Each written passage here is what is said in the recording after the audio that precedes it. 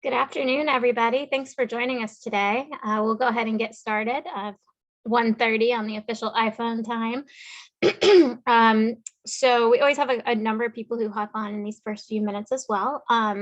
But we will jump right in. So thanks again for joining us. And I'm looking forward to today's presentation. I always like to learn more about kind of the early detection rapid response side of things, and especially when it comes to wildlife and herps in the state. So excited to have Dan Quinn with us. He is with FWC. And is also our Southwest Florida CISMA co-chair. So thanks so much, Dan, for joining us today. I'm going to get this off my screen, which I think I did, so you can go ahead and get started. Sure, thanks. Let me just share here.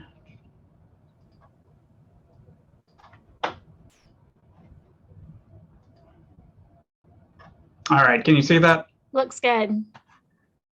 Okay, great. I'll go ahead and just get started then. So today I'm going to be talking about early detection and rapid response, especially as it relates to invasive wildlife in Florida. This is a major component of my job, and I feel like I'm sort of in a unique position to talk about this because I don't believe any other positions that are dedicated to early detection, rapid response of invasive wildlife at the statewide level. And certainly not in such a normal way that I am. It probably takes about anywhere from 20 to 50% of my workday, depending on the day, dealing with some sort of early detection and rapid response. So when creating this presentation, I realized that there was really a lot of nuance to this topic. And so I'm trying my best to cover all the nuance that I can. And so hopefully I've covered a lot of that, but I'm sure there's some things I may have left out potentially. So if you have any questions at the end, please, by all means, let me know. So this is going to be the outline of the talk today. First is just going to be what is EDRR, how is it defined, what does it mean? After that, I'd like to talk a little bit about some considerations when it comes to EDRR, especially in terms of different levels of management or different managers in different organizations. Then we'll be talking about how the FWC receives reports and how that leads to a response in the situations that require that response. So from verifying the report to triaging it and then ultimately responding if warranted.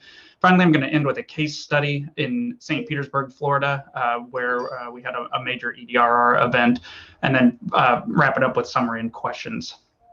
So first, we'll start talking about what is EDRR. And I think that a lot of times people that are in this field who deal with invasive wildlife, they have an idea of what EDR is. But the more I started looking into it, the more I started thinking about it, the more I realized there may be some common misconceptions out there that I wanted to address.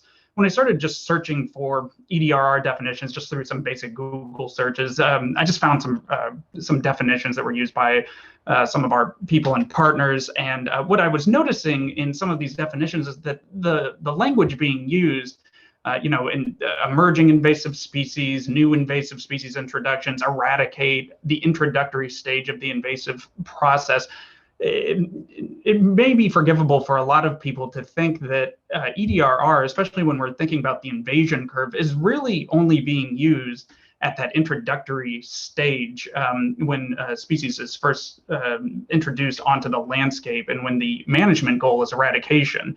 Certainly, EDRR is a critical component of the eradication goal during that introductory stage. But I would argue that we use EDRR for all intents and purposes, also in containment. If there's an area where we're trying to contain a species and we're starting to get reports outside that containment area, then we're going to enact as much of our early detection rapid response tools as we would for the introductory or the eradication stage. And I would say that that's also true for the whole curve after introduction. We use this also for asset-based protection and long-term management. Even if it's a well-established population, you're just trying to protect a sensitive ecosystem, that would still be EDRR that we might use there if that species hasn't already spread throughout that area. So my definition, which I haven't spent a lot of time workshopping or anything like that, would be to take what already exists, a coordinated set of actions to find and remove invasive species before they establish and then add the the Dan Quinn TM version here, or spread further and cause harm. I think that's a more accurate definition, at least in terms of how we use it in FWC. So that pretty much covers what is EDRR. Certainly open to suggestion on any of that as far as the perspectives of others in this group are concerned. But I also wanted to talk about some of the considerations, especially keeping in mind that a lot of people who are in this field, especially in FISP and all the CISMAs, a lot more of them focus on invasive plant issues as opposed to invasive wildlife issues. And so I wanted to just take some time to talk about some wildlife considerations that maybe are different from the plant side of things, just to make sure that people are aware of them, if nothing else. This could be kind of considered like almost a pro versus a con list, but really it's just differences in challenges. And I'm sure there's plenty in the plant area that I may not be aware of. But since I do wildlife, I wanted to cover this. So one thing that I think is certainly a consideration is that response time for wildlife is critical. A lot of times I'm measuring our response time in minutes, if not hours, and on occasion days. Because animals are mobile, they're going to be a lot harder to find and remove, especially in a rapid response context, if you're not getting out there as quick as you possibly can. A lot of times we're almost like a invasive wildlife 911 service to some extent, especially for those high priority species. Another thing is that removal options are pretty limited for us. Typically, if we're going out to remove something, we're either going out to lethally remove it on site, or we're going to be trying to remove it through some sort of manual or passive capture, like a trap or something like that. Another thing we have to be considerate of is that removal, of course, in dealing with any kind of wildlife has to be humane. That's not something that, of course, you really have to worry about as far as the individual plants that are being removed in plant responses, although obviously the methods being used have to be ethical. Secondly, and sort of in relation to that, is that this can be pretty contentious, and certainly the plant world understands contentiousness when it comes to exotic plant removal, especially in the aquatic side of things. But for us, it's the exact removal of a species in and of itself, it can be contentious. So not necessarily the method that we're using, but sometimes just removing them at all, especially if they're some sort of charismatic species. There's a lot of people who may not like that we would remove something like a mongoose that you see in this top right picture here. And finally, one of maybe the benefits of wildlife is that they're probably more likely to be reported by members of the public. We get a lot of reports, and certainly there's plenty of invasive plant reports, but a general member of the public can see, a large lizard and say that's not supposed to be here, which maybe isn't true for a lot of the plant species. And maybe that makes them a little bit easier to enact EDRR. Some other considerations would be what I would consider triaging considerations. You could also call this prioritizing considerations. So species priorities may change depending on the organization that's receiving the report. There's also the response capabilities of that organization. They may have a lot of people that can go out and help in one specific area, but maybe not outside that area. I know when I've contacted certain organizations that are responsible for managing a particular parcel of land, they'll remove these in high priority invasives all day long. But if it's across the street from them, they are not empowered to help deal with that situation, even though we all know that these boundaries are largely artificial and that there's not much stopping that species from crossing over that boundary. So response capabilities can be a major consideration for a lot of organizations.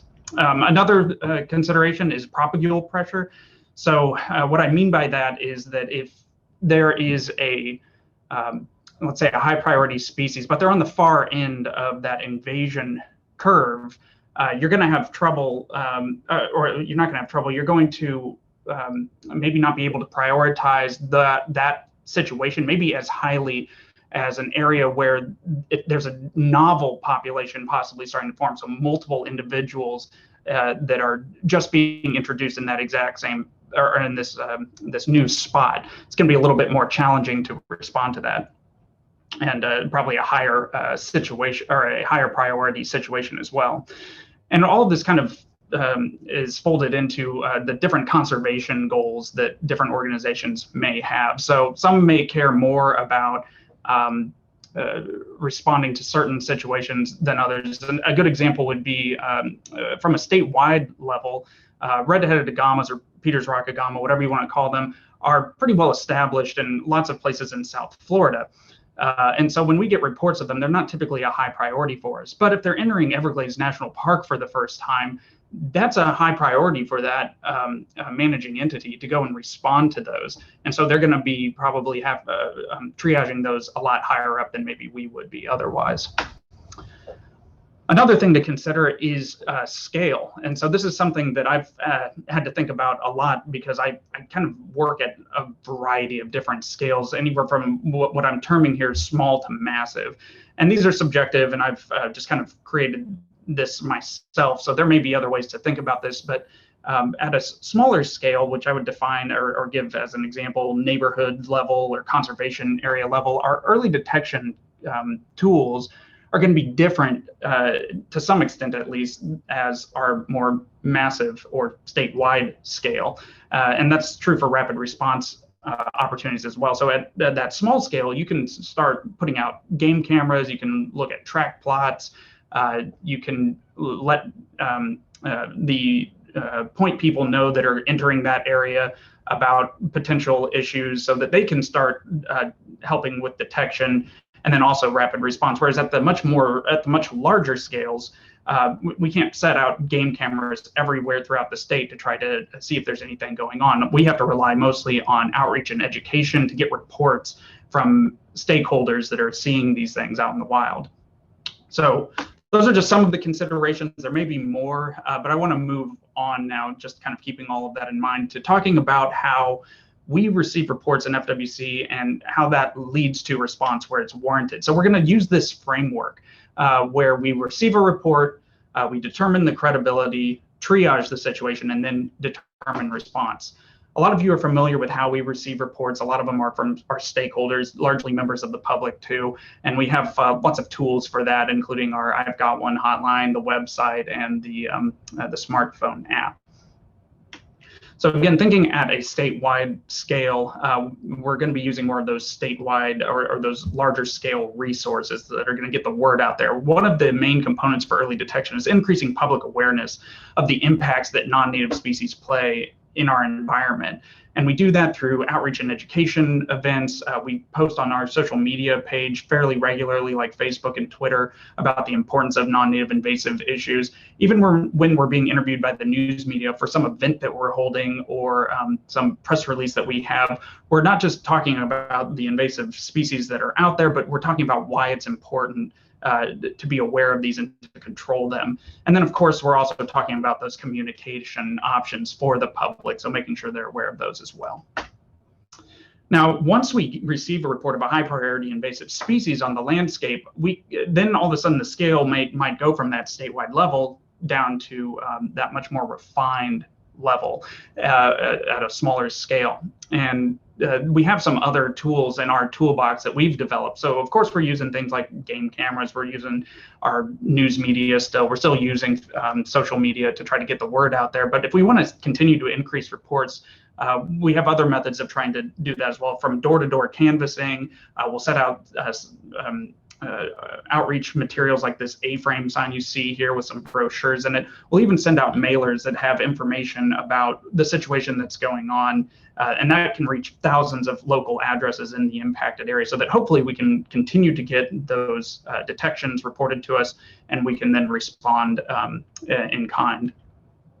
Now, I put together some data from the time period that the hotline was, well, at least when the data was first collected from the hotline back in 2012, and looked at all the different ways that we receive reports within FWC. And so you can see since 2012, I've broken down here by year how many reports we receive. In total, we've had over 22,000 reports to date, and that's broken down into the four primary methods that we receive reports. One is Ask FWC, which is just an internal mechanism that we have for any members of the public to ask us any questions and report any incidents, and some of those happen to be non-native, so we've included that data. We also receive direct reports and calls and emails that don't come in through the hotline or through the EDMAP system. and then of course EdMaps and the I've Got One hotline. And you can see that there's a pretty big bump in the I've Got One hotline, especially between 2016 and 2018. Since then, it's been tracking a lot more with EdMaps, and a lot of that, I believe, has to do with New Guinea flatworms. You'll see in this next graph, it's the same data, except now it's broken down by taxonomic grouping. And I wanted to show you this to demonstrate why we focus so much on the herpetofauna in the state. That's the majority of the reports that we're getting, and it's probably an even or a significantly higher majority if we take out New Guinea flatworms, because pretty much that's the vast majority of what we're seeing with those invertebrates from 2016 to 2018, just because there's a lot of news out at the time that just led to a large increase in calls. In fact, in the hotline messaging now, it actually explains to people that we need them to report that species on EdMaps as opposed to the hotline, because it was starting to really take up too much of the hotline's time, and we weren't able to get some of those high priority reports that we needed just because of how many we were getting. So classically, invertebrates are much smaller. It's just that one bump that we saw there. And then, of course, we have birds and mammals and fish, respectively, that we also deal with, but not nearly to the same extent as the herpetofauna. All right, so now we're going to talk about, and now that we've received the report, we're going to be talking about determining credibility. What you're seeing here on the right is what one of our reports, our internal reports, will look like when it comes to me. And so in this situation here, we had a report of some unknown constrictor. We just put it down as an unknown python at the time. I've removed some of the private information on here, but this was in Myakka State Park, and it was a caller that was advising that there were some rangers there that had spotted a boa or a python on the premises, and that they currently had eyes on it, but there was no photos or description at the time. And so we needed to determine how credible is this. So we advised them to contact us once they had more information or images, and we could see what we needed to do to assist.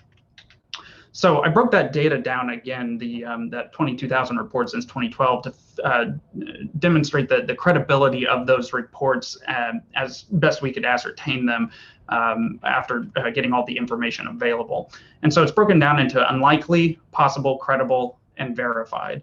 Unlikely would be where somebody's reporting something, they either have a very poor description of it, and or they're not reporting it in an area where any species like that is known to occur. So if somebody's reporting a Burmese python that's 2 feet long in Jacksonville, and it has, you know, regular patterning over its body, regularly spaced patterns over its body, it's probably a native species, and we'd consider that to be unlikely.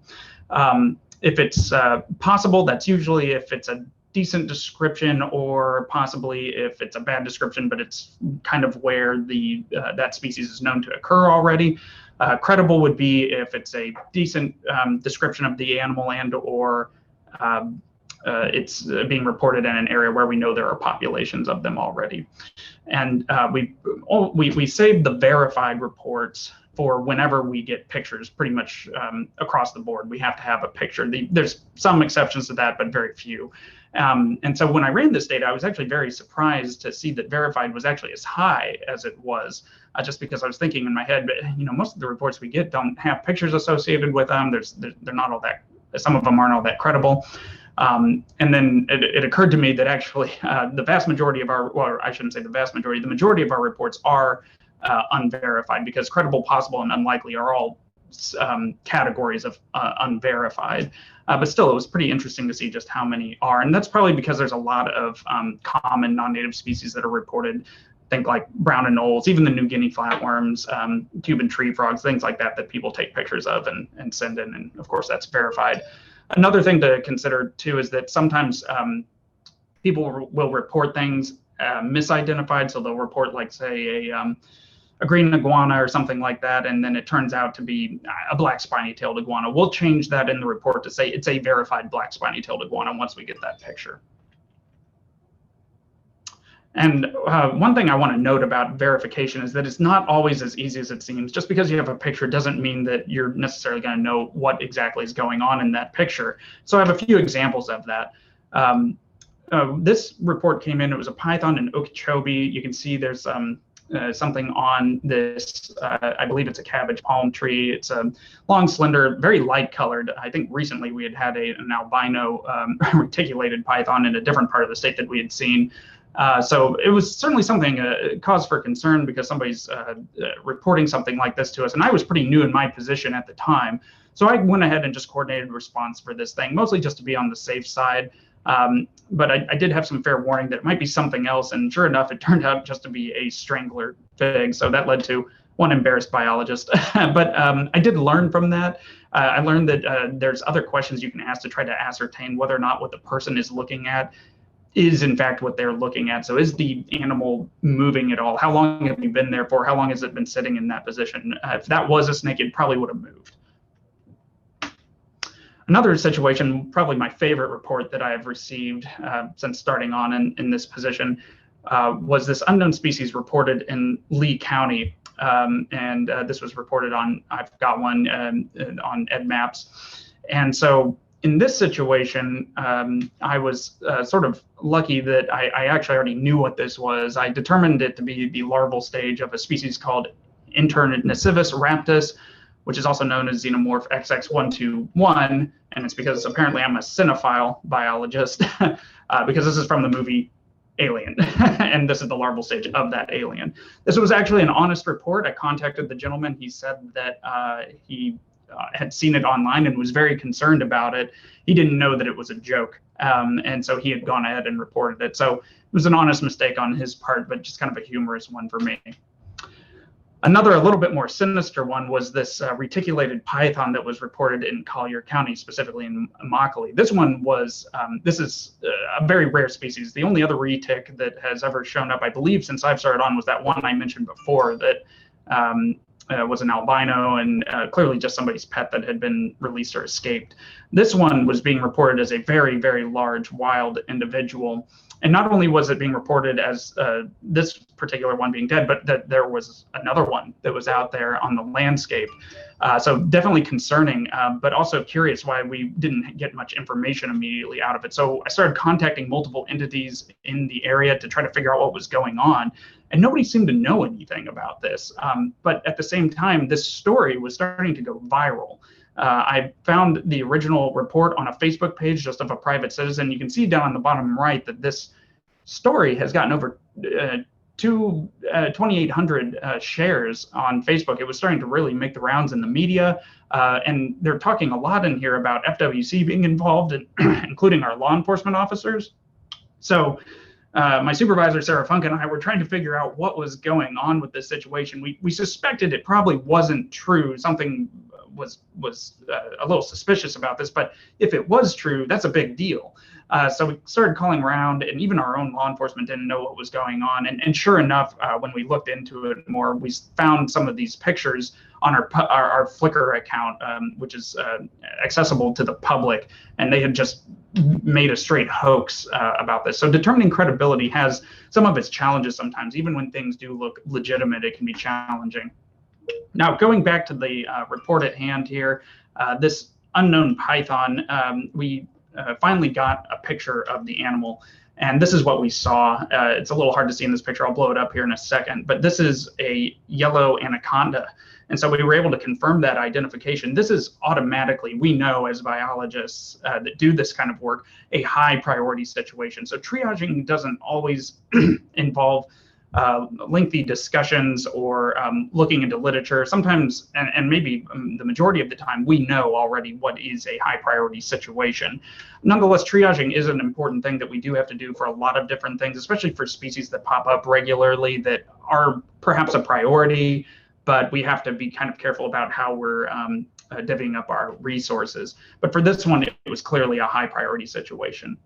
So when it comes to triaging, a lot of what we're looking at is the invasion assessment potential of that species. So what is the species? Is it a threat to our ecosystem, to our economy, to human health and safety? You know, where is it located? Is it where there's already a population? That would, you know, decrease the priority of response, as opposed to if it's in a novel location where it could start a new population. What you're seeing on the picture here is a map of potential suitable habitat for yellow anacondas. This is something we actually created for our rule change to prohibit yellow anacondas in the state of Florida. So it didn't tell us to whether or not we should go out and respond because again, we already knew that that was important, but it still showcases how we can use things like habitat suitability to determine what species are warrant response, or at least at what level they warrant it. The second component is feasibility of control. So if we are going to go out and respond, what are the chances we're going to be successful? And a lot of that has to do with the resources that are available to us and the speed at which we can deploy those resources. And so there's a lot of challenges that come with triaging, especially for lower priority situations than that yellow anaconda. Probably the number one issue that we have is just the geography or the scale that we're working at here. So the state of Florida is large, and a lot of people think that FWC is a monolith and that we can just call on any of our FWC personnel to go out and deal with any high priority situation that we might have. But that's just not the case. There's a lot of staff members that we have, absolutely, but a lot of them don't have the resources, the expertise, the comfort level, or sometimes the time to go out and deal with these things because it's not part of their normal job duties.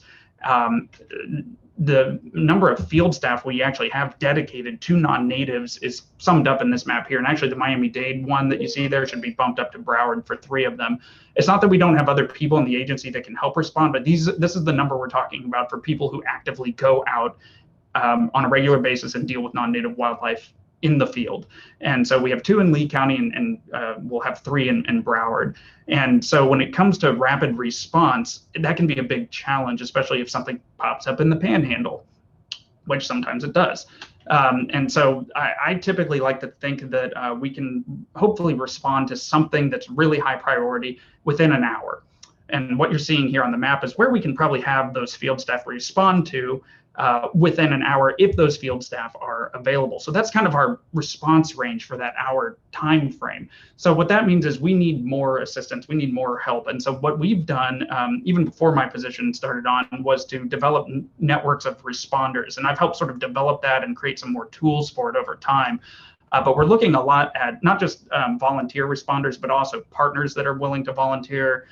We'll talk to our law enforcement. We have contractors that can also help us out. But by using volunteers, volunteer response options outside of our specific program, we're able to cover a lot more parts of the state. However, we still struggle with making sure that the volunteers have the resources and expertise that they need. So if you need to trap a tegu in Tallahassee, you can have 100 people up there that want to help out, but if nobody has access to a trap, you're going to have to figure that part out first because you're probably not going to be able to catch it otherwise. So this is what our responder network looks like right now. All the green dots you're seeing are different types of responders, and each responder has their own availability. They have their own equipment and expertise and comfort with certain things. And so we have that all mapped out so that it's easily accessible to us. But the point is that there's still a lot of parts of the state that need more of that response network filled in, and it can be a challenge. And that's one of the biggest challenges we have with triaging, is just making sure we have those resources to respond effectively. And I want to point out too, real fast, that if it's a truly high priority situation, we will respond outside of that map that I showed you a few slides ago. If there's something like a yellow anaconda in the panhandle, we will find a response for that. So this is more for just your normal high priority situations. Anyway, so now that we've triaged the situation, we know that this is priority, we're going to determine the response. Fortunately, in this situation, we got lucky. The DEP staff that were there on scene, somebody was able to access a firearm and was able to remove that animal immediately. But I had already coordinated with both our law enforcement and with my biologist in the office to respond to that animal. This is just a blown up picture of the animal afterwards. Again, high priority situation. If they hadn't removed it there on scene and it had gotten away, we may not have been able to remove it. We certainly would have surveyed for it and tried to find it, but it can be really challenging. So the point is, the faster you can respond to these things, the more likely you are to be successful. And so in terms of responses, I ran some numbers, and I'm not going to go into why since 2019. It has to do with how our data is collected in our database. But since 2019, we've had a total of over 9,000 reports. And of those 9,000 reports, 493 of them have required some level of response, either coordinated response or response with FWC staff, which is approximately 5%. Of those 493, 478 of those were herpetofauna and largely reptile species. Probably almost all of them are reptiles. So again, just showcasing why reptiles are such a focus of what we talk about. That's of course not to say we don't deal with other species. You can see the mongoose up there that was removed from Port of Miami. We will of course respond to other high priority taxonomic groups as well. Of the 493 that we had some level of response to, 252 were captured and removed. That's about half. So that just kind of gives you an idea of our quote unquote success when it comes to response. Just a few examples or a couple examples of rapid response success. I'm showcasing this one because this happened almost perfectly. We had a red-tailed boa that was verified in Polk County with, and we know of one breeding population in the state, specifically down in Miami-Dade County. So we know that this species is capable of establishing. It's a large constrictor. Obviously, Florida has some issues with that. And so we knew immediately this is a high priority situation. We want to try to remove this. And the person was watching the animal as they were talking to us about it. So that's a situation where we're going to try everything we can to remove that animal immediately, which is what we did. We fortunately had some biologists that are in our section that normally deal with native wildlife, but they were able to respond to this. And so they went out and were able to capture and remove that animal within 1 hour of them calling us. So that was kind of an ideal EDRR situation. It doesn't normally happen that way, unfortunately, for a variety of reasons. Another good example, some of you may have seen this one already, was a water monitor that was identified in Miami-Dade County. There's no known breeding populations of this species in the state, but they are very similar physiologically to Nile monitors, which do have populations in Florida and are regulated. And so this is a predatory monitor species, certainly a potential threat to our ecosystem. And so that's something that we're going to want to respond to if at all possible. Our technician went out and started surveying the area at the time and chased this animal into this culvert after seeing it after 3 days. This is not normally how we catch lizard species. We usually have to trap, but in this case it worked.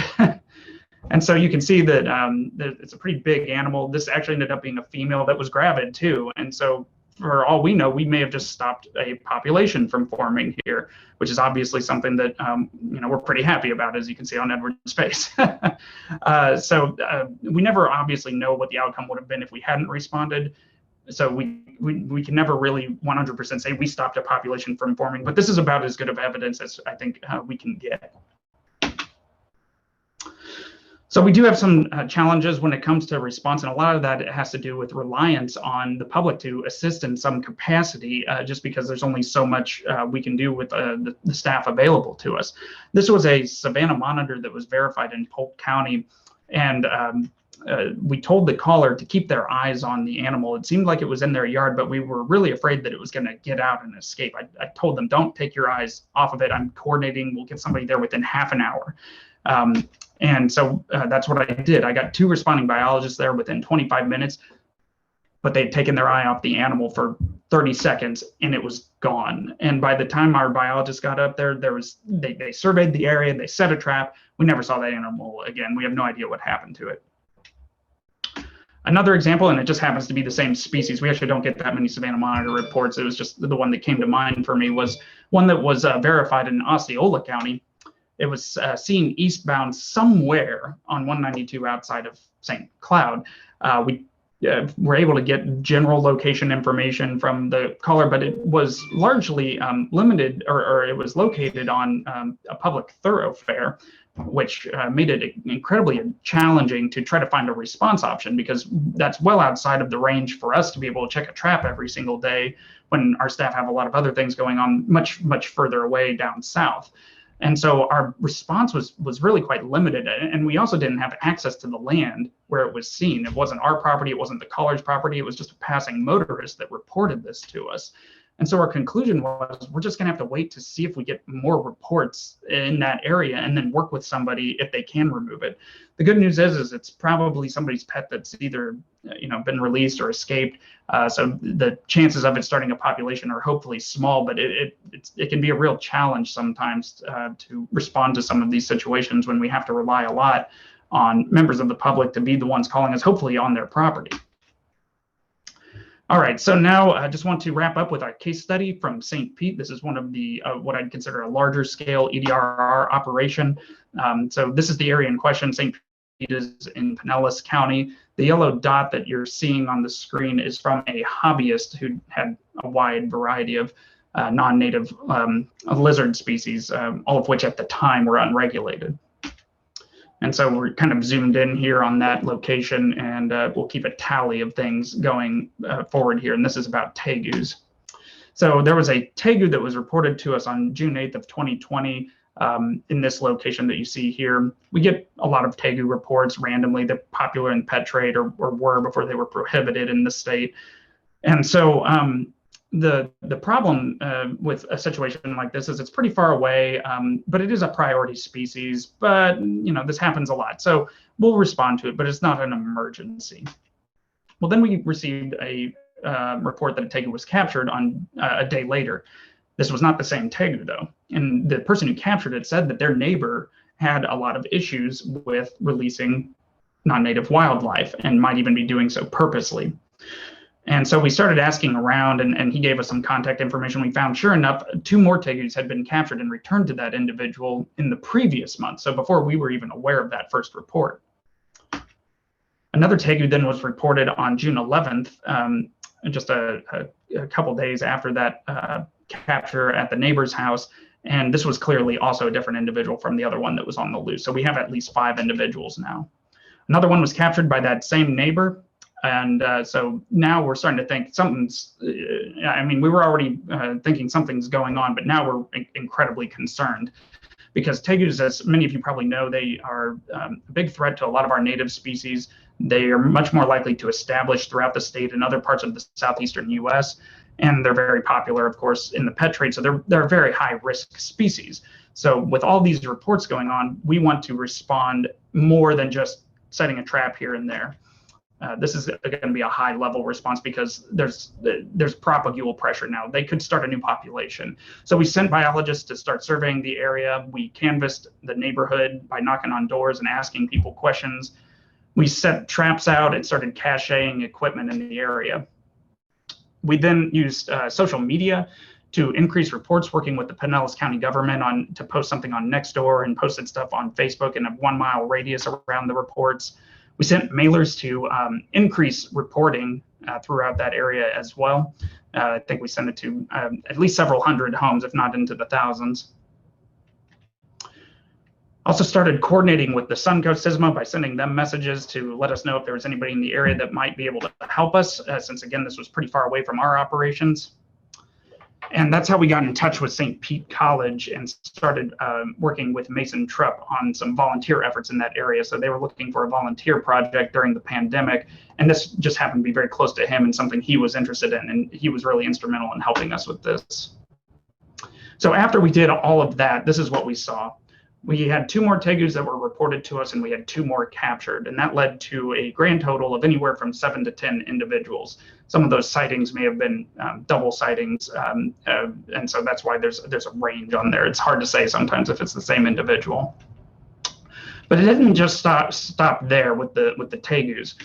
We also started seeing other non-native species around, including 3 different water monitors, all of which were captured. So here's another species that has high propagule pressure in this area, all because of this one individual, most likely. And there was also a white-throated monitor, which is even another species. And so it was very interesting to see all this and to be part of this response. One of the ones that was particularly interesting was this water monitor here. We didn't know they were out there at the time. We had cameras set up to look for tegus, and instead what we saw was a water monitor, and that's always a bit of a shock to us. And so Mason was the one who was out there setting these cameras up and checking them, and he saw this and sent it to us, and we immediately coordinated with him to set some traps, and he was able to successfully trap it a few days later. So just a very interesting situation all around. We haven't seen a whole lot more when it comes to non-natives in that area. We have had one report of another tegu in that area, and we've responded as best we can. we think that we've largely mitigated the problem, though, for the most part, at least for now, from what we can tell. But so in summary, what I want you to take away from this presentation is that EDRR is, I think, more than just a tool for eradication efforts. We use it for all kinds of different management goals when it comes to non-native invasive species. We at FWC conduct EDRR for wildlife regularly, and we use a variety of methods and tactics that are very situational based and also based on the scale at which we're conducting that EDRR. And finally, I think that we've shown through some of our examples that EDR has been instrumental in preventing population establishment, at least as much as can be ascertained, because again, we never know what would have happened had we not responded. But it sure seems like there's a lot of evidence that things probably could be worse if it weren't for some of these efforts.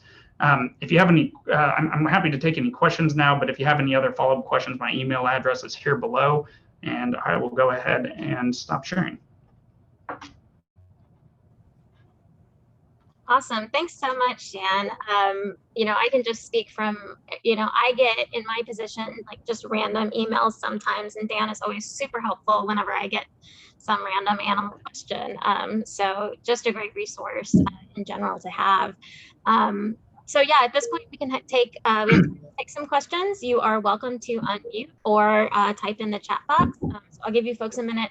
Dan, I have a question, throwing it back to that increase in flatworm reports. I'm just wondering if you guys have a standard response you give to those, because that's one of those ones I get peppered with throughout the year. I get the occasional flatworm question, and I'm just like, I've never been able to really determine if there's anyone actively researching their impacts, or what people should do if they find a flatworm. The last time I was aware of anybody doing research on it, I believe it was, and Sarah can correct me possibly, Dr. Tim Collins and some of his research students. I don't know if they're doing that work anymore, but we know that New Guinea flatworms are very well established in the state now, in the vast majority of counties, if not all at this point. It's been a while since I've looked at it. Typically, we recommend that people go to our website to try to address any questions that they may have, because we've pretty much put everything we would say on there anyway. If they want to report it, which again, we certainly love that people want to report this stuff. We recognize the importance for research potential for all of these reports. The problem is a lot of the public was thinking they need to call us to report it, when really that's not entirely necessary, because we know that they're out there, we know that they're established. So that's why we try to push them more towards the I've Got One website, where they can report it themselves, and it doesn't take up all the hotline's time, where we could be receiving reports of things that we need to respond to much more quickly. Great, thank you. And then, yeah, Sarah mentioned that she believes the invertebrate coordinator is working with the FIU to look at impacts. So that's great to know. Thank you. Yeah, that's David Cook, I believe. Yeah, I knew he was looking at them at one point. I wasn't sure he was still looking at them. Cool. Thank you, Sarah. All right, any other questions?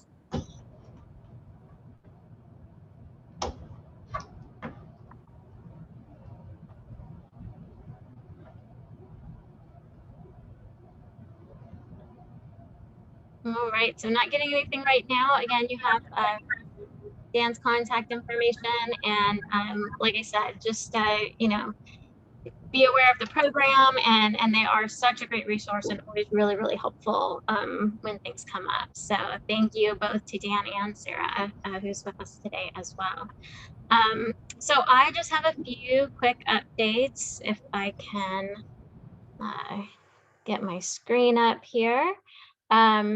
I am going to share again, and I know you guys are probably sick of seeing this, but I just want to make sure we hit everybody with this announcement.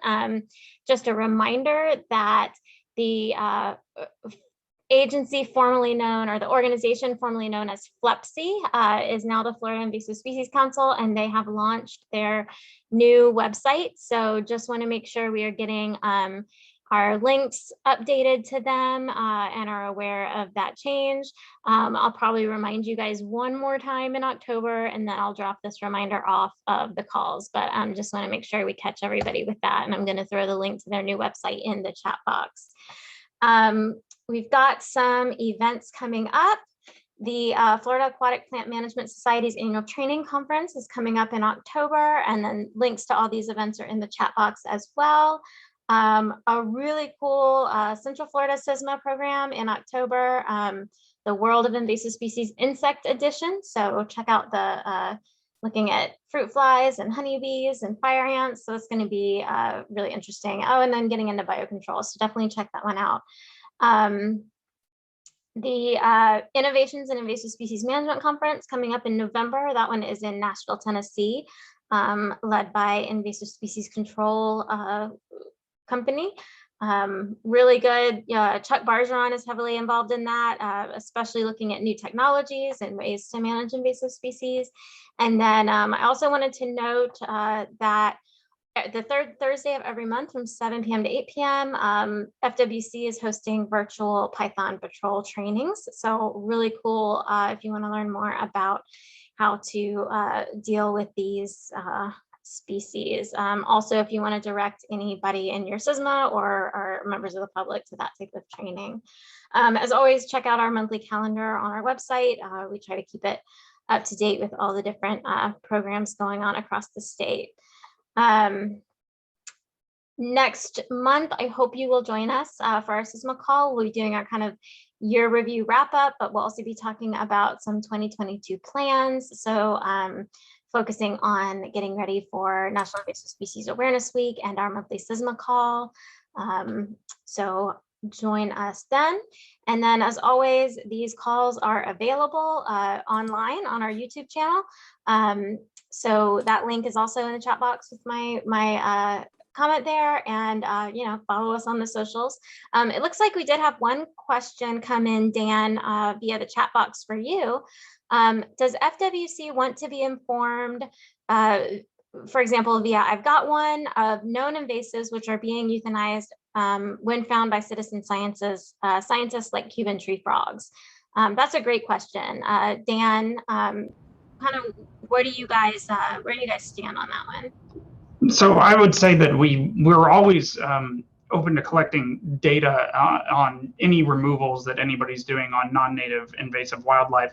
I would just recommend that if there's a way for those people to either report that on I'veGotOne.org, or if there's a database that your agency or organization has, we do have a data coordinator that can collect that data, probably more in bulk. Would probably be an easier way to do it, and then we can input that into our system a lot more efficiently. So yeah, just not necessarily needing to call the hotline for every Cuban tree frog that's removed, but there are other ways for us to collect that data. Great, thanks. Yeah, and I do believe when folks make entries into I've Got One, they can indicate whether they have controlled it or not. It looks like Bill has a question. Bill, are you there? Did you have a question? Yes, ma'am. I don't know if this is the right time in your format for it, but I fly UAVs for the St. Johns River Water Management District, and I was in a meeting a couple weeks ago, and there was someone who was really interested in, I think it was from Embry-Riddle, and he was interested in using multi-band imagery plus thermal to look for python species in the Everglades, and he was trying to get cooperation, some kind of thing set up in South Florida. I know I put him through to a couple folks at South Florida Water Management District, but if there's anybody else interested in that sort of a topic, I just wanted to let you guys know about it and see if you wanted to follow up at some point.